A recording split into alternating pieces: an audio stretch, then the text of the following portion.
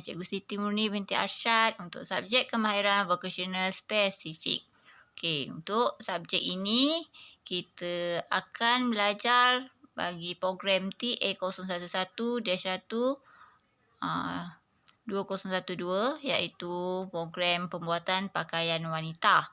Okey, tahun ini kita akan mempelajari program dari subtopik C04 iaitu pakaian kanak-kanak. Okey. Apa itu TA-2012-C04K2/3? Siapa masih ingat lagi? Ini adalah kod untuk kertas apa? Okey, sebelum kita membincangkan kod dan kertas apakah yang akan kita pelajari, jom cikgu nak kita ulang kaji dulu berkenaan dengan modul-modul yang pernah cikgu kasih sebelum cuti Hari Raya PDPR yang sebelumnya. Okey, untuk PDPR yang sebelumnya, cikgu pernah kasih modul berkenaan dengan topik baju pijama. Okey, di sini diterangkan beberapa ciri pada baju pijama kanak-kanak yang biasa kita lihat. Okey. Cikgu nak kita ulang kaji dulu. Yang pertama, kita lihat pijama kanak-kanak biasanya ada lengan. Okey, sama ada lengan dia adalah lengan panjang ataupun lengan pendek. Ya. Okey, seterusnya. Alur. Kun alur. Kun alur ni adalah ni. Garis hitam. Dia ada double klepek garis hitam. Ni nama dia kun alur. Sama ada pada bahagian lengan ataupun bahagian kaki untuk melihatkan dia punya garis kemasan. Ni nama dia kun alur.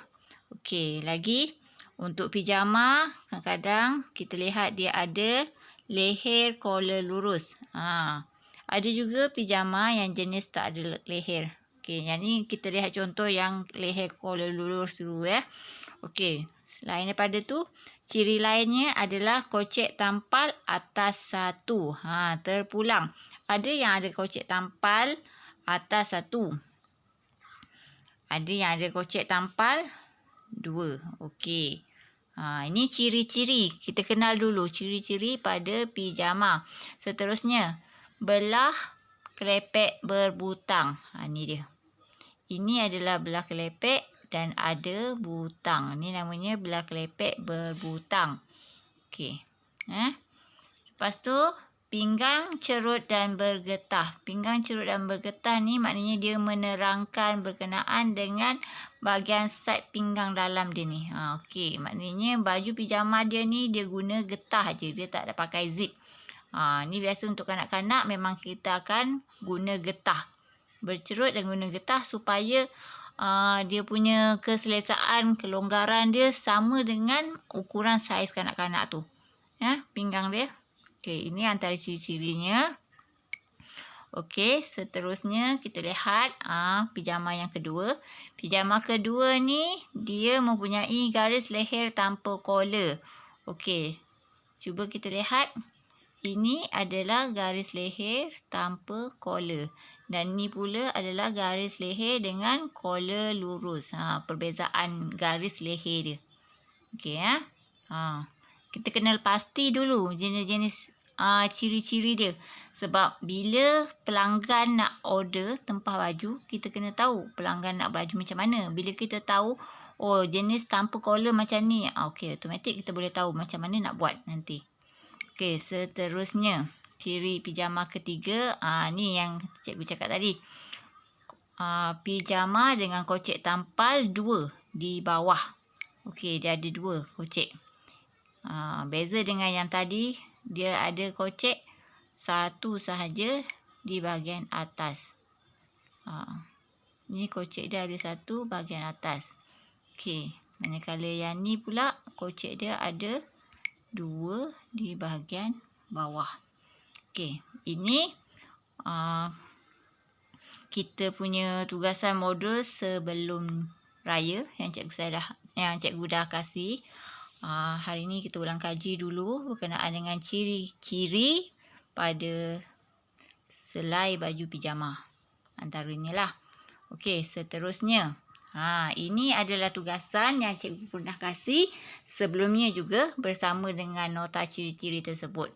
Okey, jom kita tengok soalannya. Soalannya adalah murid perlu melakarkan dan labelkan selai pijama pada Raja Kokais dengan ciri-ciri berikut. Okey.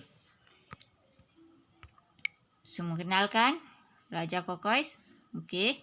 And then ada 7 ciri yang perlu ada pada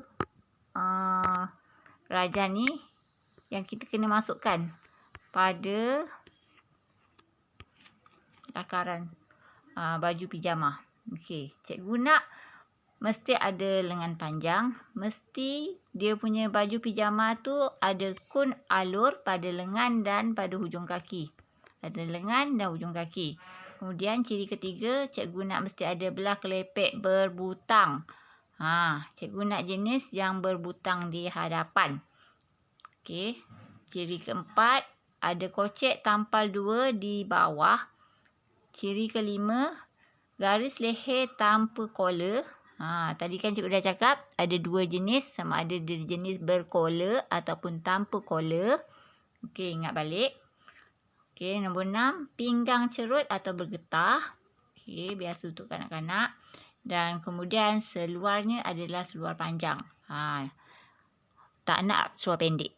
Syaratnya pelanggan nak seluar panjang. So, untuk tugasan ni, kamu perlu buat lakaran seperti yang dikehendaki, ciri-cirinya dan labelkan. Okey. Ini tugasan yang cikgu beri sebelum raya. Okey, ni adalah jawapan untuk lakaran ciri-ciri pijama yang dikehendaki dalam soalan 1. Okey. Nombor 1, lengan panjang. Okey, lengan panjang macam ni ya. Okey, kun alur, garis hitam.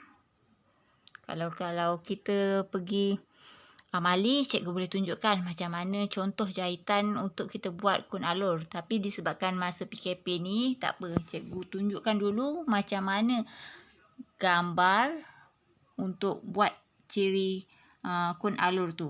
Okey, paling kurang kita dah nampak kan macam mana ciri pijama yang ada kun alur. Okey, ni kun alur untuk atas dan bawah, bahagian tengah, lengan dan juga bahagian kaki. Okey, ciri ketiga adalah belah kelepek berbutang.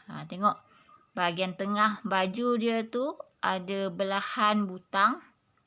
Belahan dan diletakkan butang ya. Okey, seterusnya ciri keempat ada kocek tampal 2 di bawah. Dia tak nak tampal atas, dia nak 2 kocek tampal di bawah. Kita buat lakaran dan kita buat label seperti yang dikehendaki oleh soalan. Seperti yang dikehendaki oleh pelanggan. Supaya apa yang kita buat menepati permintaan dan citarasa pelanggan. Okey, itu tujuan kita buat baju, kita buat lakaran dan tujuan kita buat label. Supaya kita tak bercanggah dengan kehendak. Okey, ciri kelima seterusnya, dia nak garis leher tanpa collar. Ni garis leher tanpa collar. Maknanya dia akan collar teruslah. Kita akan pakaikan letak kun nanti. Jadi bahagian leher, garis leher dia tak payah letak collar. Okey, ciri keenam, pinggang bergetah. Okey, bahagian dalam atas luar dia tu dia jenis bergetah. Okey, just pasang getah je. Ukur dia punya pinggang besar mana. Okey, lepas tu adjust getah yang kata selesa untuk pinggang pelanggan. Okey, seterusnya ciri ketujuh, dia nak seluar adalah seluar panjang. Okey, ada juga pijama yang orang selesa pakai waktu malam pakai seluar pendek. Tapi sebab pelanggan ni kanak-kanak kan, biasanya orang akan pakaikan seluar panjang sebab lebih orang kata selesa pergerakan, lebih tertutup. Kalau orang kata tempat bernyamuk ke ataupun tempat yang kata dia nak lasak-lasak, orang kata lebih orang kata tertutup lah, tak terdedah sangat. Sebab tu kalau dari segi soalan ni, dia nak cirinya antaranya adalah seluar panjang. Jadi kita kena buat lakaran seluar panjang macam ni. Okey, ni lengkap memenuhi kehendak soalan 1 yang cikgu kasih sebelum raya. Okey. Seterusnya kita masuk ke topik hari ini. Hari ini cikgu nak ajar awak dengan merujuk kepada kertas TA011-1-2012-04. C04 adalah merujuk kepada kertas apa? Okey, kertas pakaian kanak-kanak. Okey. Simbol K pula. Jom kita tengok satu-satu. K adalah merujuk pada kertas kerja. C04 tadi adalah kertas pembuatan pakaian kanak-kanak. Okey, manakala 2/3 ini adalah merujuk pada kertas pembuatan pakaian pijama. Okey, pembuatan pijama. Okey. Cikgu pernah terang sebelum ni, pembuatan pakaian kanak-kanak, kita akan belajar 3 jenis pakaian. Okey. K1-3 adalah gaun. Gaun kita dah pernah belajar dan kita dah buat. Ada yang dah siap, ada yang belum siap. Tak apa. Lepas PKP kita akan sambung balik. Tapi hari ni cikgu nak ajar awak kertas kerja kedua, iaitu kertas kerja 2/3 untuk pijama. Okey. Dan lagi satu, insyaAllah habis PKP, kalau ada rezeki, kita akan sambung kepada kertas kerja ketiga, iaitu kertas kerja untuk slack pula ya. Okey, kita belajar dulu slow-slow. Untuk hari ini, kita akan belajar kertas kerja. Hari ini kita belajar kertas kerja kedua, iaitu untuk pijama. Okey, jom. Untuk kertas kerja kedua, iaitu kertas kerja berkaitan dengan pembuatan pakaian pijama. Okey, nak kenal pasti betul tak kertas kerja ni? Kita tengok dekat dia punya kod dia. Ni kod kertas kerja. Okey, kod kertas kerja CO04K. K ni maknanya kertas kerja 2/3. Kertas kerja untuk pijama. Okey. Kertas kerja untuk pijama ini, dalam kertas kerja ni, dia akan kasih penerangan supaya di akhir pembelajaran, murid akan boleh melakar, iaitu buat reka fashion pijama, ikut pada soalan. Okey. Kemudian, dia bertujuan untuk murid boleh mengukur dan mencatatkan ukuran badan. Kemudian mendraft pola pijama dan gunting fabrik mengikut pola pijama. Kemudian jahit pijama dan akhir sekali akan buat kerja acu padan pada pelanggan dan seterusnya membuat kemasan aktiviti pijama. Maknanya untuk kertas kerja kedua ni, kita akan membuat segala proses urutan kerja pembuatan pakaian bagi pijama kanak-kanak wanita. Okey. Untuk hari ini, cikgu lebih kepada kita nak buat reka cipta dan juga kita membuat ukuran nilai. Mencatat ukuran nilai badan pelanggan pada borang tempahan pelanggan. Okey, jom. Okey, arahan. Anda hendaklah membuat selai pijama dengan melakukan langkah-langkah berikut. Okey, nak buat tugasan menghasilkan selai pijama, kita kena langkah-langkah yang berikut. Kena buat langkah-langkah berikut, iaitu melakar fashion, mengambil ukuran, mendraft pola, menggunting fabrik, menjahit pakaian dan kerja-kerja serta kemasan akhir dengan menggunakan peralatan yang sesuai dan bahan yang disediakan supaya dapat menghasilkan pijama yang sempurna dan selesa dipakai. Okey, tempoh masa untuk menyiapkan pijama adalah 40 jam. Okey, kalau ikut dia punya masa ditetapkan adalah 40 jam. Ini adalah tempoh masa untuk amali. Tapi disebabkan PKP dan pandemik COVID sekarang ni, kita boleh belajar secara teori lah dulu. Harap daripada penerangan cikgu awak boleh faham sikit-sikit. Kalau dah naik sekolah nanti kita akan rush terus amali. Okey, ini adalah lakaran pijama yang dikehendaki untuk dihasilkan. Okey, semua ciri-ciri pada pijama yang ni kita dah buat masa latihan sebelum ni. Sorry. Ini ada langkah 1 yang perlu kita selesaikan untuk kita nak hasilkan sebuah selai pijama. Okey, ni semua ada, kita dah buat seperti mana yang dikehendaki oleh soalan. Bagi langkah 1 iaitu membuat lakaran dan juga melabel untuk selai pijama. Okey, ni langkah 1 dah settle. Okey, seterusnya dalam kertas penerangan, dalam kertas kerja pembuatan pakaian pijama ni diberikan juga senarai peralatan, kelengkapan dan juga bahan. Okey, jom kita lihat apakah bahan yang diperlukan. Okey, bahan yang diperlukan adalah kita perlukan fabrik 3 meter. Okey, kita perlukan benang 1 buku. Kita perlukan juga butang 8 biji. Okey, butang 8 biji maknanya kita akan letakkan butang 8 biji ni dekat bahagian tengah nanti kita punya baju. Dia dah kasih 8 biji tapi ikut kesesuaian lah. Kalau budak tu kecil mungkin kita akan pakai dalam 6 biji je. Tak adalah sampai 8 biji ni. 8 biji ni panjang ni macam orang dewasa.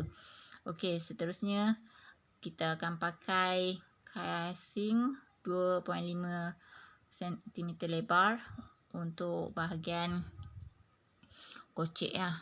Okey, nanti kita akan belajar juga. Seterusnya kun. Kun kita akan pakai 1 paket. Kun ni kita akan letak untuk kun alur pada kaki, tangan dan pada belah tengah untuk letak butang tu. Kat situ kita akan pakai kun nanti. Okey, seterusnya kita lihat pada peralatan dan perkakasan yang diperlukan untuk menghasilkan selai pijama. Okey, first kita perlukan kokos.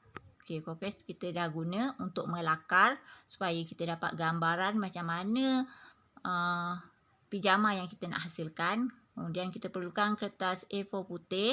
Okey, A4 putih ni biasanya kalau kita tak nak terus direct lukis pada kokos, kita akan tekap gambar bentuk kanak-kanak tu pada kertas putih dan kita akan lukis pada kertas putih tu lakaran baju yang kita nak buat. Okey. Seterusnya kita perlukan pensel dan alatan mewarna. Ini juga diperlukan semasa melakar style pakaian. Okey, nak warnakan baju tu warna apa, bahagian mana, macam mana. Okey, ni kita gunakan pensel dan juga alatan mewarna. Okey. Alatan seterusnya adalah pita ukur. Pita ukur ni kita gunakan untuk aktiviti mengukur. Okey, borang tempahan pelanggan. Okey, borang tempahan pelanggan ni kita gunakan untuk nak catat berapa nilai ukuran pada pelanggan bila kita dah ukur badan pelanggan. Okey. Yang keenam, kita perlukan kertas perang. 7, kita perlukan pembaris lurus, French curve ruler, roda surih, mesin jahit lurus.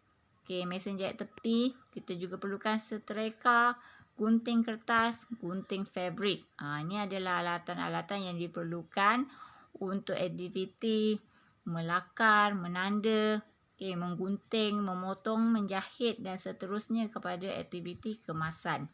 Ini antara peralatan yang kita perlu ada untuk tugasan kerja pijama kita ni.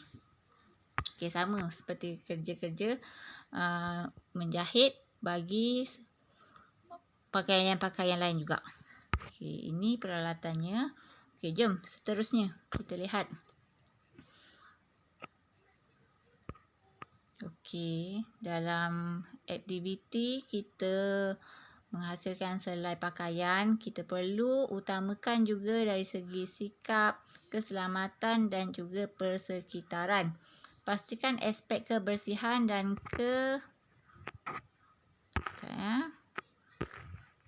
pastikan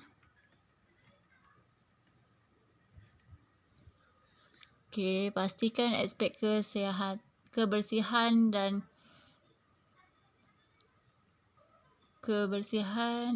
keselamatan dan kebersihan diamalkan semasa mendraft pola. Okey, berhati-hati semasa menggunakan gunting dan mengendalikan mesin jahit, mengutamakan amalan 5S dan mematuhi prosedur keselamatan. Ini adalah orang kata langkah-langkah keselamatan lah yang perlu kita utamakan semasa aktiviti menjahit. Okey. Okey, langkah pertama kita perlu sediakan bahan-bahan dan juga peralatan seperti yang cikgu dah senaraikan, cikgu dah sebut. Okey. Seterusnya aktiviti melakar fashion. Okey, aktiviti melakar fashion kita dah buat. Cikgu dah kasih dalam kita punya tugasan minggu PDPR sebelum raya hari tu. Selepas raya hari tu. Okey.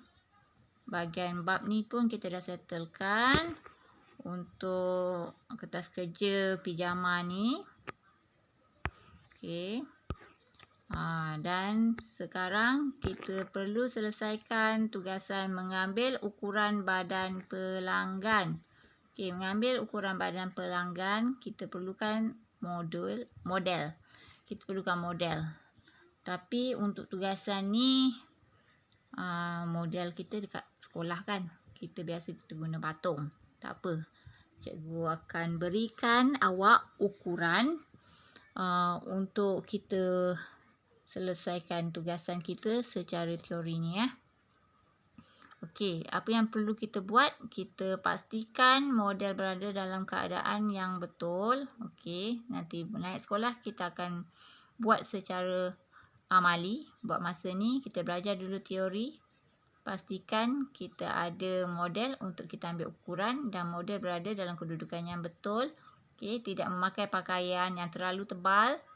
Okey, sebab apa? Kalau model pakai pakaian yang terlalu tebal, maknanya ukuran akan tidak tepat. Dia akan ada lebihan dan mungkin bila dia pakai pakaian yang kita buat tanpa pakaian tebal yang dia pakai tu, okey, hasilnya baju yang kita buat akan lebih besar dan longgar, tak ikut badan yang sebenarnya. Okey. Kita juga perlu ikat pinggang model. Sebab apa? Sebab kalau kita nak dapatkan ukuran pinggang yang betul, yang tepat, kita perlu ikat pinggang model. Jadi kita tahu ukuran pinggang dia berapa yang sebenarnya. Kalau tak ikat nanti kita tak perasan bahagian mana pinggang dia. Kan terukur bahagian atas daripada pinggang dah tak sesuai pula, ataupun terukur bahagian pinggul bawah lah pula. So kita kena ikat bahagian pinggang dia supaya kita dapat ukuran pinggang dia. Okey, ukuran badan yang perlu diambil dan dicatat dalam borang tempahan pelanggan. Okey, borang tempahan pelanggan ni perlu ada supaya kita ada simpanan catatan pelanggan.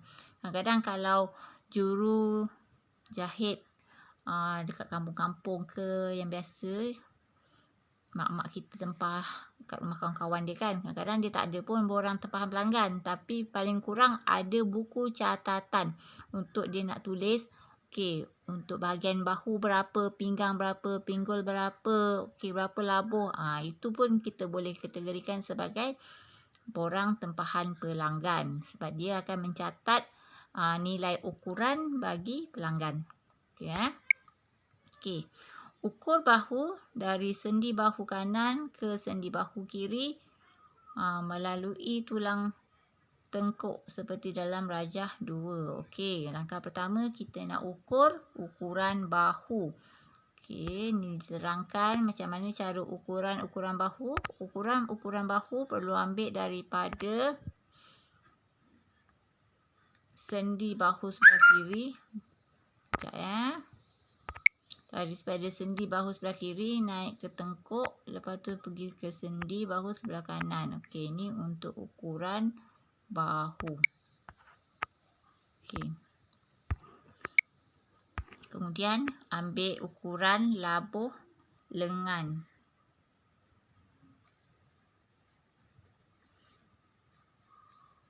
Okey, untuk ambil labuh lengan tangan, bengkokkan lengan, ukur dari sendi bahu melalui siku dan pergelangan tangan seperti dalam rajah 2. Okey. Daripada sendi bahu ke siku, turun bengkok ke pergelangan tangan. Sebab apa? Sebab kita tak nak bila kita ukur secara lurus, nanti bila dia bengkok tangan, baju tu akan senteng, pendek. Kan automatik baju tu akan pendek. So sebab tu kalau kita ukur, kita akan ukur secara macam ni. Ikut dia punya ukuran dia daripada sendi bahu. Sekejap daripada sendi bahu ke siku terus ke hujung lengan supaya pergelangan tangan supaya panjang lengan tangan dia selesa sesuai dengan tangan bila dia bergerak buat aktiviti. So tak adalah nampak tangan dia senteng. Okey. Seterusnya untuk buat pijama ni kita kena tahu juga ukuran keliling kelengkang. Sebab apa? Ukuran keliling kelengkang ni kita ambil untuk kita nak tahu bila kita nak buat cawat seluar. Okay, dia ukur daripada tengah pinggang belakang melalui getah celah peha hingga ke tengah pinggang hadapan. Okey. Tengah pinggang belakang, lalu celah peha, naik ke pinggang bahagian tengah. Ini untuk ukuran keliling kelengkang. Okey. Supaya kita tahu berapa ukuran cawat bila kita nak buat seluar. Pijama pakai seluar kan, sebab dia bukannya jenis macam gaun dari atas turun ke bawah terus labuh. Pijama ni dia bahagian baju atas, lepas tu dia ada seluar. Jadi kita perlu ambil ukuran untuk keliling kelengkang.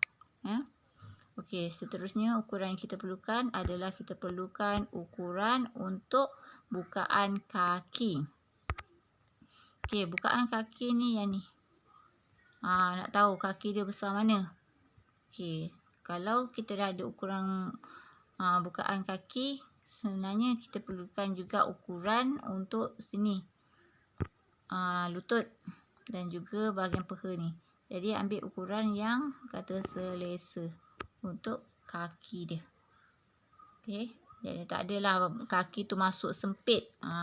Tak selesa. Okey. Okey. Ini ukuran yang perlu kita ambil. Okey, jom kita tengok secara detail apa ukuran yang kita perlukan untuk kita buat baju pijama. Sebenarnya kita perlukan ukuran bahu, kita perlukan juga ukuran keliling leher, keliling dada, keliling pinggang, keliling pinggul. Lepas tu bidang hadapan, bidang belakang ni pun perlu. Labuh lengan tangan, labuh tengah belakang. Labuh tengah belakang, okey, jarak pinggang ke pinggul, labuh baju. Okey, ini adalah ukuran yang kita perlukan.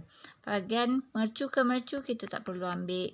Bahagian bahu ke mercu pun tak perlu, sebab ini biasa kalau kebaya atau nak buat princess cut, okey, baru kita perlukan untuk ukuran 11 dan 12 ni. Okey, labuh lengan, yes, kita perlukan juga untuk kita nak buat pijama.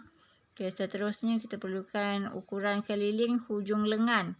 Maknanya keliling tangan bahagian bawah untuk kita nak buat dia punya kun alur nanti bahagian hujung lengan. Lepas tu kita perlukan juga ukuran keliling pangkal lengan. Pangkal lengan ni yang dekat ketiak supaya tak sendat, tak ketat. Ukuran pijama tu nanti. Okey, seterusnya kita juga perlukan ukuran pinggang tadi dah ada. Kita perlu ada ukuran pinggang, pinggul bahagian seluar jarak pinggang ke pinggul. Kita perlukan labuh seluar pun kita perlukan ukuran. Lepas tu keliling hujung kaki juga kita perlukan ukuran. Biasanya kita akan ambil rata lah. Kalau orang kata nak seluar ladies cut, mungkin kita perlukan yang fits punya ukuran daripada peha, lutut ke bahagian bukaan bawah. Tapi kalau pijama ni biasanya kita akan ambil straight je ukuran dia daripada peha bawa terus ke bawah bahagian bukaan bawah. Okey, rata je terus. Jadi sebenarnya ukuran keliling lutut ni pun tak perlu sangat lah.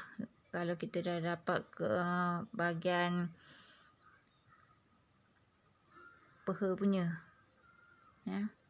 keliling peha ni, ni penting. Keliling peha ni kalau dah tahu, tinggal kata dari peha terus bawa ke hujung bahagian kaki, terus naik atas. Ni untuk seluar. Okey, peha ni untuk pijama lah. Okey, lepas tu ada satu lagi yang antara yang penting juga adalah kelengkang. Sebab kalau kelengkang pendek pun tak selesa juga kalau budak nak pakai. Lagi kalau budak yang masih pakai pampers, dia perlukan kelengkang yang kata besar, selesa sikit lah. Tak adalah dia punya pampers terkepit. Kalau panjang sangat pun tak cantik juga sebenarnya. Jadi sebab tu kita perlukan ukuran kelengkang yang selesa untuk pelanggan. Okey. Ini adalah laporan tempahan di mana dinyatakan jenis-jenis ukuran yang perlu didapatkan, diukur pada pelanggan. Okey. Ini adalah dalam kertas penerangan ni lah. Dalam kertas tugasan ni. Ditunjuk juga berkenaan dengan langkah seterusnya iaitu mendraft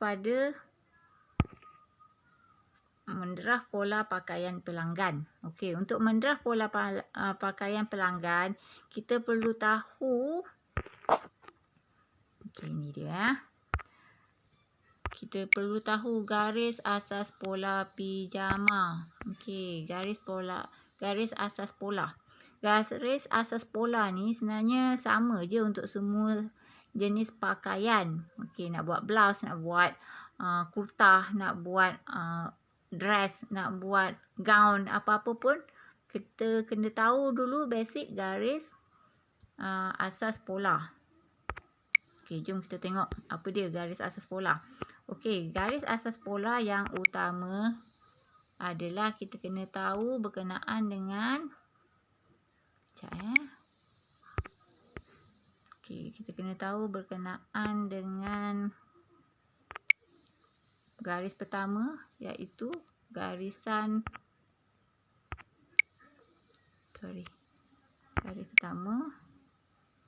iaitu berkenaan dengan garis bahu. Okey, ini garisan pertama adalah garis bahu. Okey, garis kedua adalah garis dada. Garis ketiga, garis dada adalah garis bahagian dada. Garis bahu adalah bahagian bahu ni. Kita kena tahu garis bahu. Sebab mendraft pola, kita kena draft dulu garis bahu. Kemudian garis dada. Kemudian ketiga adalah garis pinggang. Okey, ini garisan asas utama kalau mendraft pola. And then ketiga garis pinggul. Okey, ataupun ada orang panggil garis ponggong. Kita tak panggil ponggong, kita panggil pinggul. Sebab yang tu yang bergelek. Yang bergerak. Kalau bergelek, yang bergerak yang bahagian tu. Bahagian pinggul. Garis pinggul. Okey, dan last sekali adalah bahagian bawah. Ini adalah bahagian garis labur baju. Terpulang pelanggan nak panjang lagi bawah ke, nak atas sikit ke. Ni ikut kehendak pelanggan. Ini garis labur baju bahagian bawah ni. Okey, manakala garis daripada bahu sampai ke pinggang 1 sampai 3 ni kita panggil sebagai garis tengah hadapan, ataupun kita panggil dia sebagai garis tengah belakang. Okey, nombor 1 sampai nombor 3. Set belakang tu kita panggil sebagai garis tengah hadapan ataupun garis tengah belakang. Ni antara ukuran-ukuran yang kita kena tahulah. Okey, selain daripada ni, dalam garis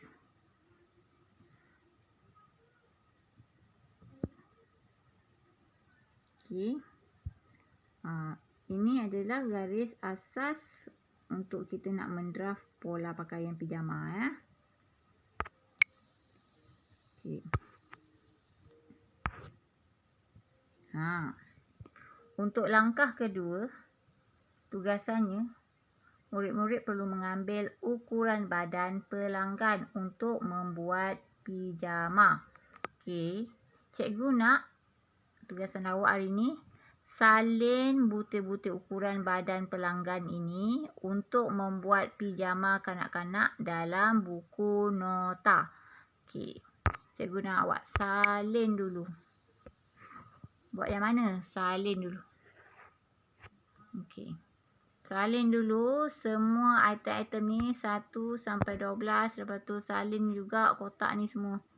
Daripada atas nombor 1 semua sampai nombor 6 ni salin dalam buku nota. Siap salin buku nota komplit. Nanti cikgu akan kasih secara rakaman suara berkenaan dengan nilai ukuran badan untuk kita buat baju pijama. Okey, cikgu nak daripada hasil rakaman suara tu awak isikan nilai ukuran yang cikgu sebut tu dalam jadual yang awak salin ni. Okey. Sebab cikgu nak tengok kepekaan awak pada sebutan yang pada nilai yang cikgu sebut dan pada apa butir bahagian yang cikgu sebut. Okey, kalau cikgu kata bahu 15, cikgu nak awak tulis sini 15 inci. Okey, letak tanda inci. Kalau cikgu kata pinggul 25. Okey, nanti awak tulis sini 25 dalam buku. Ikut yang cikgu sebut. Kalau cikgu lompat, awak kena alert lah. Okey. Ni saja tugasan hari ni. Pastikan awak salin jadual yang cikgu kasih ni. Dan awak tunggu cikgu punya rakaman suara, nilai ukuran, catat. Kemudian siap lengkap semua tugasan. Tolong snap awak punya kerja sekolah dan hantar pada cikgu nota yang awak buat tu. Dan pastikan awak stay at home, stay safe with family, jaga kesihatan, jaga keselamatan, jaga kebersihan. Okey. Terima kasih kerana mengikuti PDPR bersama cikgu hari ini. Assalamualaikum.